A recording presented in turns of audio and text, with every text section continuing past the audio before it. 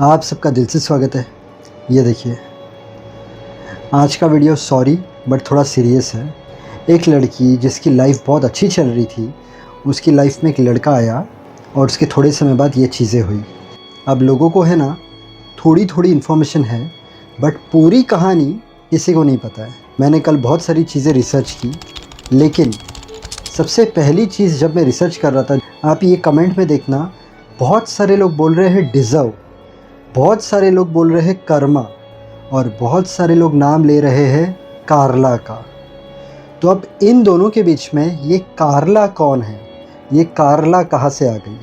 कार्ला है एक Filipino actress और सिंगर। अब इसका और जैम का, ये दोनों का अफेयर होता है जून 2019। जैम है बिजनेसमैन। जून 2019 में इनका अफेयर होता है। 2020 सही चलता है, 21 सही चलता है। 5 साल ये लोग रिलेशनशिप में थे। अब ये 5 साल रिलेशनशिप के अंदर जो जैम ने जेली के साथ किया, वैसा कार्ला के साथ नहीं किया। और ये दोनों का 5 साल के बाद ब्रेकअप होता है। उसके बाद अगस्त 2024 को जैम पिक डालता है जेली के साथ। जेली है डीजे, फिलीपींस में रहती है। जैम और जेली की पिक कार्ला ने देखी सोशल मीडिया पर और उसके बाद कार्ला ने एक पोस्ट डाला। उस पोस्ट के अंदर कार्ला लिखती है, fame dash low life people, I don't have time for all this but my lawyer has. अब इसके जवाब में जेली लिखती है, I am silent, don't interfere in my work. तो ये दोनों की, जैम की जो एक्स थी और जो रिसेंट थी, ये दोनों की लड़ाई शुरू हो गई इंटरनेट पर, इंस्टाग्राम पर। दोनों स्टोरी खेल रहे थे।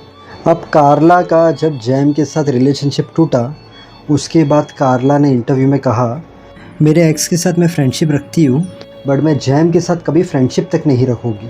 तो ये कार्ला ने क्यों कहा, उसका कार्ला ने कोई रीज़न नहीं बताया। बट उनकी रिलेशनशिप 5 साल की थी। 5 साल की रिलेशनशिप अचानक टूटती है और जैम जेली से अफेयर करता है। अब जेली बहुत खुश है कि जैम उसकी लाइफ में आ गया है। उनके शुरुआती दिन बहुत अच्छे चल रहे, बस रिलेशनशिप को थोड़ा ही टाइम हुआ, वो लोग ने कर ली एंगेजमेंट। अब एंगेजमेंट करके जेली बहुत खुश, जैम खुश, दोनों मिलते हैं, बातें करते हैं, कोई तकलीफ़ नहीं है। आता है 12 फरवरी 2025। 12 फरवरी को जेली इंटरनेट पर ये पिक्स डालती है और लिखती है, हैप्पी वैलेंटाइन, मैं इतना बुरा तो डिज़र्व नहीं करती, तुमने तो मुझे मार ही डाला था। तो ये 12 फरवरी 2025 को जेली ने डाला, बट ये इंसिडेंट होता है 10 फरवरी 2025 को कार के अंदर। नवंबर में इनकी एंगेजमेंट होती है। फरवरी, वो 5 साल का रिलेशनशिप था, यहाँ पर सिर्फ 8 महीना ही हुआ था। कार के अंदर 10 फरवरी को ये लोग जा रहे थे। दोनों के बीच में कुछ बहस हुई होगी। जैम ने जेली के बाल पकड़े, बाल खींचे, बाल नोचे। उसके बाद उसने आँख पर, जेली के आँख पर ज़ोर से पंच मारा। पंच मारने के बाद उसने लिप्स पर घुसा मारा, उससे जेली के लिप्स फट गए। उसके बाद फेस पर पंच मारा, लगातार उससे मारता रहा, वो रोती रही, ब्लड निकलता रहा। अब उसके बाद भी उसका दिल नहीं भरा। जैम उसे एक सुनसान जगह पर लेकर जा रहा था, लेकिन एक चेक पॉइंट आ गया। जेली ने वहाँ पर चिल्लाना शुरू किया, पब्लिक भाग कर आती है, जैम वहाँ से भाग जाता है। जेली फटाफट हॉस्पिटल में जाती है, हर जगह न्यूज़ फैल जाती है, इंटरनेट पर चीज़ें पोस्ट हो जाती है। अब जैम को अगर उस वक्त पकड़ लिया गया होता तो बहुत सारी चीज़ें आसान रहती। जैम तो भाग गया था। उसके बाद जैम को बुलाया जाता है NBI, national bureau of investigation में। तो जैम उस वक्त कहता है, कोई मिसअंडरस्टैंडिंग थी, इसलिए ये सब हो गया है। मैं चाहता हूँ मैं और जेली शादी कर ले जैसे हमने प्लान किया था। ये टोटली मिसअंडरस्टैंडिंग में सब चीज़ें हो गई। बात जेली तक पहुँचती है। जेली कहती है, शादी वो तो पॉसिबल ही नहीं है। मैंने जैम को माफ़ कर दिया बट केस कंटिन्यू रहेगा। अगर मैं उसे सेकंड चांस दूँ तो इसकी क्या गारंटी है कि वो फिर से नहीं करेगा। मैं मेरे पेरेंट्स की बहुत रिस्पेक्ट करती हूँ। मेरी माँ ट्रॉमेटाइज़ हो गई है। मेरे सिबलिंग्स को मेरी फ़िक्र है। मेरी मॉम रोज़ रात को रोती है, जब भी मुझे देखती है रोती है। जैम ने जो मेरे साथ किया है उससे मेरी मॉम को बहुत तकलीफ़ हुई है, बहुत दुख पहुंचा है, उनकी हालत ख़राब है। जब मैं NBI की ऑफ़िस में गई थी, नेशनल ब्यूरो इन्वेस्टिगेशन, मैंने उन्हें हक किया था और मैं वहाँ पर गई थी। मेरी मॉम के लिए, मेरे सिबलिंग्स के लिए मैंने जैम को माफ़ तो कर दिया बट ये केस कंटिन्यू रहेगा। अब लोगों के दिल में सवाल यही था बहुत सारे लोगों को पता भी है कि जैम ने उस वक्त मारा क्यों। तो इस पर सोर्सेज से पता चला, लोगों ने कमेंट भी किया, जेली जैम के साथ रिलेशनशिप में थी। उस वक्त जेली किसी और के साथ भी रिलेशनशिप में थी, बट ये बात कंफर्म किसी को पता नहीं है, ना ही जैम ने बताया है, ना ही ये चीज़ जेली ने बताई है। ये सब लोग कमेंट में लिख रहे हैं, सोर्सेज से पता चल रहा है। अब मैं कुछ बोलूँ उसके पहले हम थोड़े कमेंट्स देख लेते हैं। She cheated on him, choose perfect man. जिसको मिलता है वो तो इज़्ज़त नहीं करता है, और जिसको नहीं मिलता है वो रात दिन रोता है। लड़की की गलती नहीं देखेगा कोई, जो लड़की ने किया उस लड़के के साथ। Get well soon girl, it will take time to heal the wound. She deserve this, don't show pity to the girl without knowing anything. Dear my friends, never trust one side story. Real man won't do this to his lady. This man never represent entire gender, so don't say all man are same. Imagine your father and brother also man. ऐसा मत करो भाई, कभी तुम्हारी भी बेटी होगी और उसके साथ ऐसा होगा तो कैसा लगेगा। कैसा मारते हैं यार, मैं होती वहाँ साले की हड्डी तोड़ देती। ठीक हुआ लड़की ने चीट किया, इसलिए हाल किया। बिल्कुल सही किया, ऐसी चीटर्स के साथ यही होना चाहिए। ये है भाई आजकल का प्यार।